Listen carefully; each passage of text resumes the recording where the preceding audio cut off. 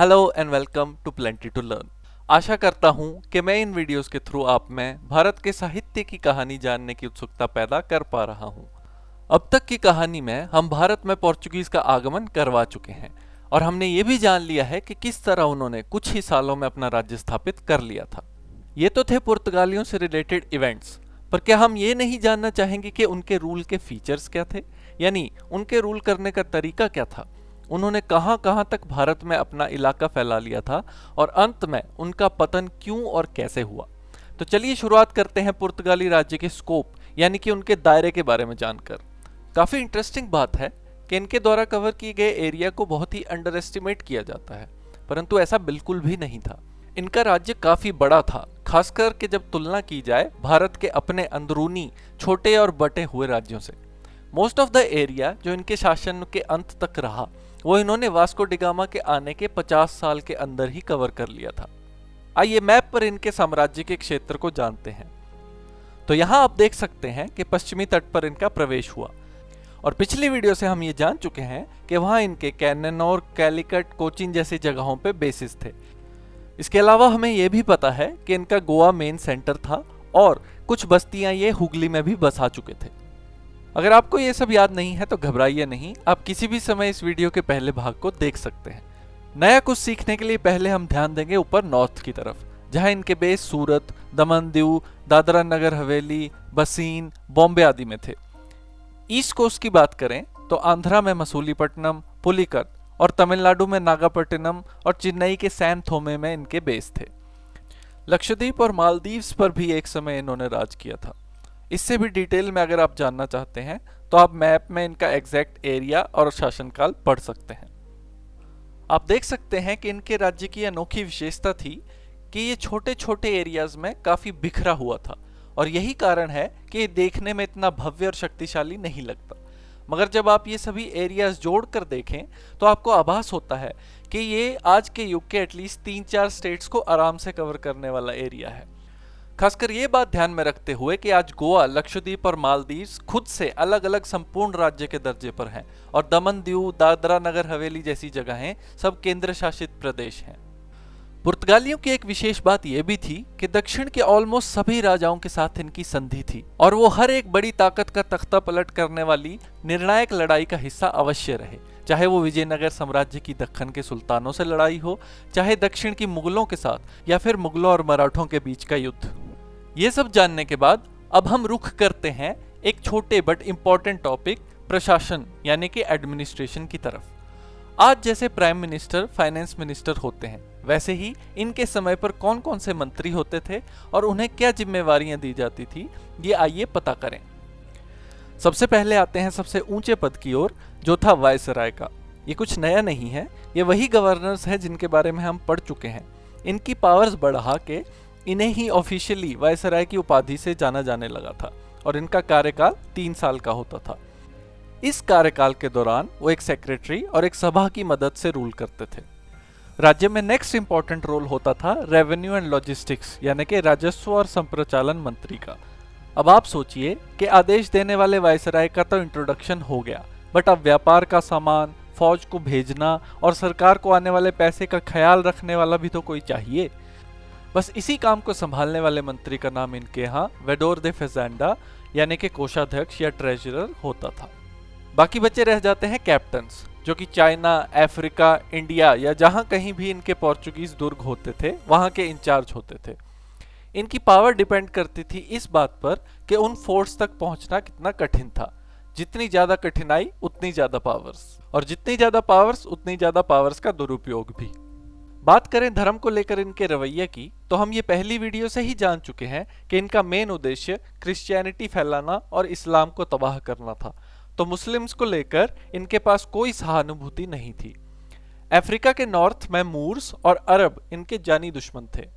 भारत की अगर बात करें तो हिंदुओं को लेकर इनका रवैया शुरू में काफी शांति प्रिय था, लेकिन फिर समय आया गोवा में कट्टरपंथी न्यायाधिकरण का, जिसके चलते कैथोलिक रूढ़िवादिता के आगे सर ना झुकाने वाले सभी लोगों को पनिश किया जाने लगा और हिंदू भी इसके शिकार हुए। इसी समय काल में उत्तरी भारत में मुगल शासन चल रहा था। इस्लाम के लिए इतनी प्रतिकूल स्थिति बनाने के बावजूद भी शॉकिंग बात यह थी कि अकबर के दरबार में इनका इंप्रेशन अभी भी अच्छा था, और इसका कारण माना जाता है अकबर का धर्मशास्त्र में बहुत ही ज्यादा इंटरेस्टेड होना। अलग अलग धर्मों पर चर्चा करने के लिए और उनके बारे में जानने के लिए अकबर धर्म सभाओं का आयोजन करते थे, जिनमें वो सभी धर्मों के प्रतिनिधियों को आमंत्रित करते थे। ऐसा ही एक आमंत्रण अकबर ने गोवा को सितंबर 1579 में भेजा था, जिसके जवाब में 2 क्रिश्चियन प्रीस्ट उस सभा में भेजे गए थे। पुर्तगालियों को विश्वास था कि वो इस मौके का फायदा उठाकर अकबर और उसके दरबार को क्रिश्चियनिटी में कन्वर्ट कर सकते हैं। खैर 3 सभा अटेंड करने के बाद भी वो तो संभव हो नहीं पाया, लेकिन उन्होंने मुगल शासन में अपना एक पक्का स्थान जरूर बना लिया था, जिसके चलते वो मुगल शासन की पॉलिसीज को प्रभावित करने लगे थे। फिर बारी आई जहांगीर की, जिनके शासन में इनके रिश्ते बनते बिगड़ते रहे, लेकिन शाहजहां का शासनकाल आते आते इन रिश्तों पर पूर्ण विराम लग चुका था। 17वीं शताब्दी के आरंभ के आसपास ही पोर्चुगीज मुगल दरबार से अपना फेवर खोने लग गए थे। इसका कारण माना जाता है कि उनके वायसरायस कुछ ज्यादा ही अभिमानी रुख अपनाने लग गए थे। इसी समय काल में ब्रिटिशर्स का आगमन भी होता है, जो कि एक और बड़ा कारण बनता है जिससे कि इनका जाना यहाँ से निश्चित हो ही जाता है। कहानी अब साल दर साल इंटरेस्टिंग होती जा रही है, तो आइए चले अगले पड़ाव पर और जानें कि कैसे अंग्रेज इस कहानी में ट्विस्ट लाते हैं और कैसे पुर्तगालियों का पतन होता है। पहुंचते हैं सन 1608 ईस्वी में। गुजरात के सूरत पोर्ट पर एक नया खिलाड़ी मैदान में एंट्री ले चुका है। शिप हेक्टर पर सवार इंग्लिश कैप्टन विलियम हॉकिंस आगमन करते हैं और लाते हैं अपने साथ इंग्लैंड के राजा जेम्स प्रथम की एक चिट्ठी।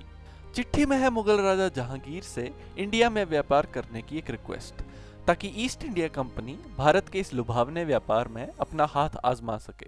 पुर्तगाली इस बात की भनक लगते ही पूरे जोर शोर से कोशिश में लग जाते हैं कि ये संभव ना हो पाए, परंतु हॉकिंस के साथ लाए गिफ्ट स्वीकार कर जहांगीर उसे परमिशन दे देते हैं। एक इंटरेस्टिंग फैक्ट ये भी है कि हॉकिंस को तुर्की भाषा आती थी, जिसमें जहांगीर से वार्तालाप करके वो उन्हें इम्प्रेस कर देता है और उसी से खुश होकर वे उसे मनसबदार की उपाधि दे देते हैं। हालांकि कहा जाता है कि ये सैलरी उसे कभी नसीब हुई नहीं। बौखलाया हुआ हॉकिंस सिचुएशन समझने और सॉल्व करने की बहुत ट्राई करता है, लेकिन उसे हार का मुंह देखकर वापस इंग्लैंड जाना ही पड़ता है। पुर्तगाली अपनी विजय लेकिन ज्यादा देर एंजॉय नहीं कर पाते, क्योंकि अगले ही साल प्रवेश होता है शिप ड्रैगन पर सवार कैप्टन बेस्ट का। अपने साथ लाते हैं वो ओसिएंडर जैसी शिप, जिनके सहारे वो पुर्तगालियों को अपनी नौसेना की श्रेष्ठ ताकत का परिचय देते हैं।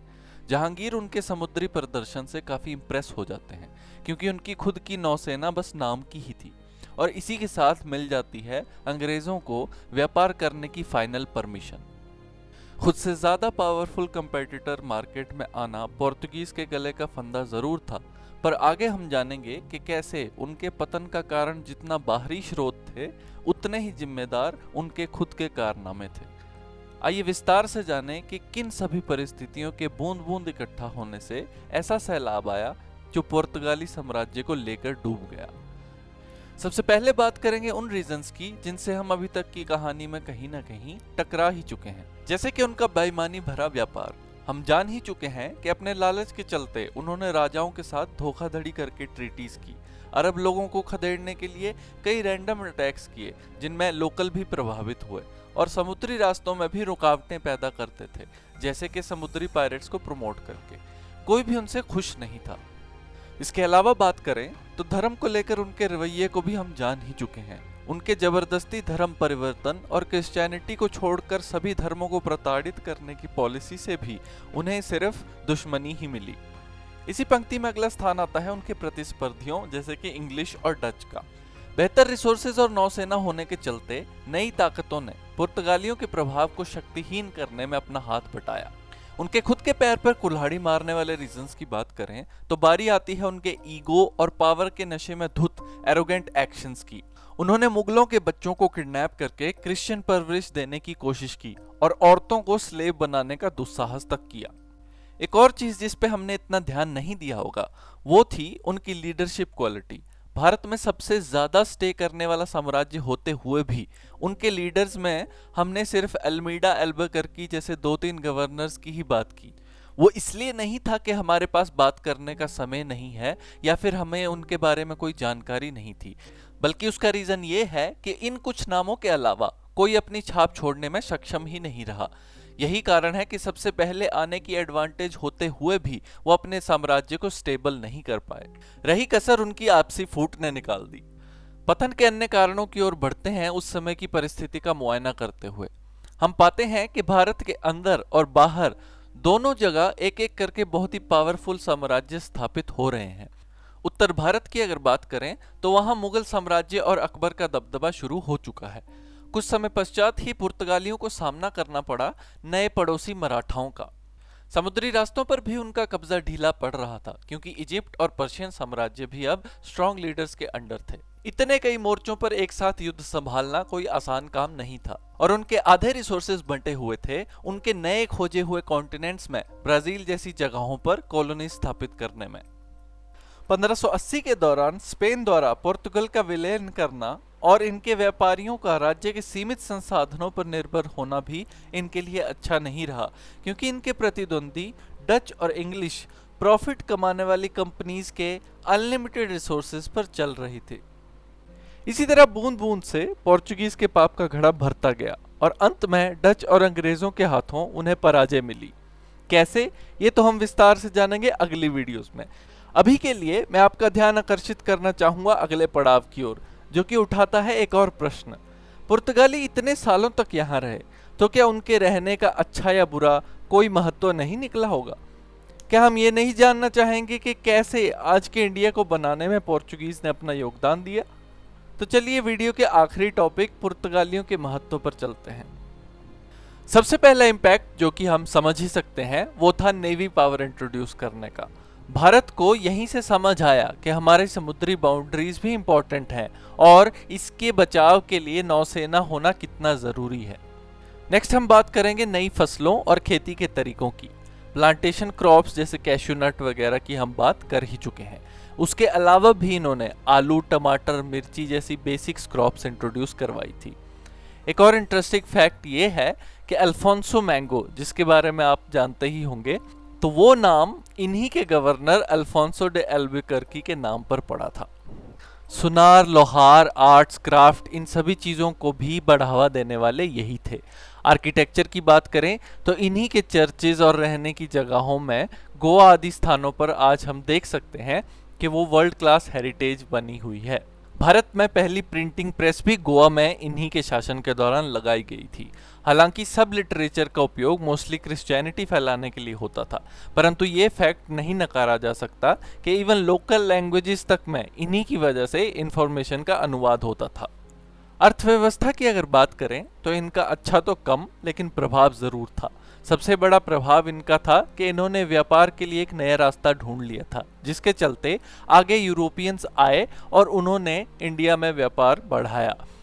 आज भी इस साहित्य से हमें कुछ न कुछ सीख मिलती ही रहती है। पुर्तगाल के लगभग 450 साल के सबसे लंबे यूरोपियन शासन का अंत दिसंबर 1961 में हुआ, जब भारत सरकार गोवा और दमन दीव का संविलयन फाइनली भारत में कर पाई, और इस तरह सबसे पहले आने वाले यूरोपीय हमारे साहित्य के परमानेंट हिस्सा बनकर सबसे अंत में जाने वाले यूरोपीय बने। इस वीडियो में इतना ही। वीडियो को लाइक, कमेंट और शेयर करना ना भूलें।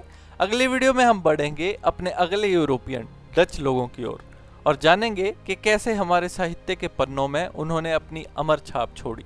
तब तक के लिए आपसे विदा लेता हूँ। धन्यवाद।